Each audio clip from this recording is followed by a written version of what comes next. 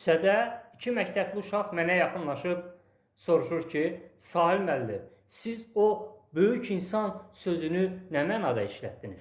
Soruşuram ki, siz mənim bu böyük insan söhbətimi haradan eşitmisiniz? Cavab verirlər ki, Sahil müəllim, biz sizi TikTokda izləyirik.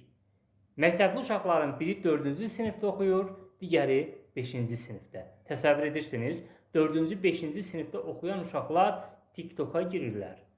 Bu, bir tərəfdən yaxşıdır ki, onlar TikTokda mənim maarifləndirici, tərbiyəvi söhbətlərimi izləyirlər. Həm maariflənirlər, tərbiyələnirlər, həm də ki, ruhlanırlar, motivasiya olunurlar. Bu, onların təhsili üçün yaxşıdır, əxlaqı üçün yaxşıdır. Amma digər tərəfdən pisdir ki, onlar üzdən İraqların videolarını da izləyirlər. İndi mənim yazılarım, əsərlərim, məsələn, mən yazıçıyam, Azərbaycanda kitablarım ən çox satılan kitablardır. Yəni, mənim kitablarımı demək olar ki, Azərbaycanın əksər ailələri alıbdır. Normalda mənim milyonlarla izləyicim olmalıdır. Amma mənim cəmi 45 min izləyicim var. Amma siz gedin o üzdən İraqların videosuna baxın, onların izləyici sayına baxın hesablarında. 100 minlərlə onların hesablarında izləyici var. Bu, sizin övladınız üçün çox böyük təhlükədir.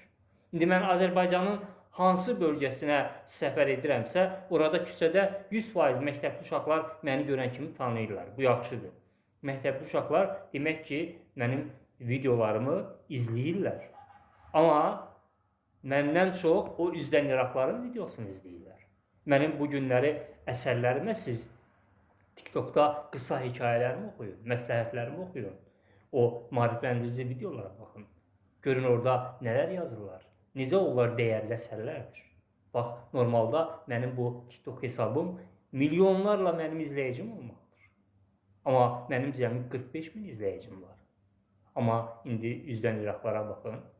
Ona görə ki, o üzdən İraqları siz milyonlarla izləyici qazandırırsınız.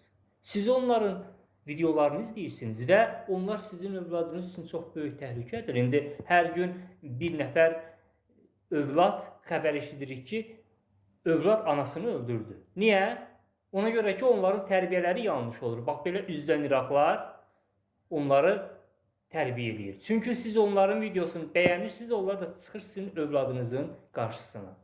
Ona görə də, bax, mənim hesabım bugün təbliğ olunmalıdır. Çünki mən sizin və övladınız üçün çalışıram.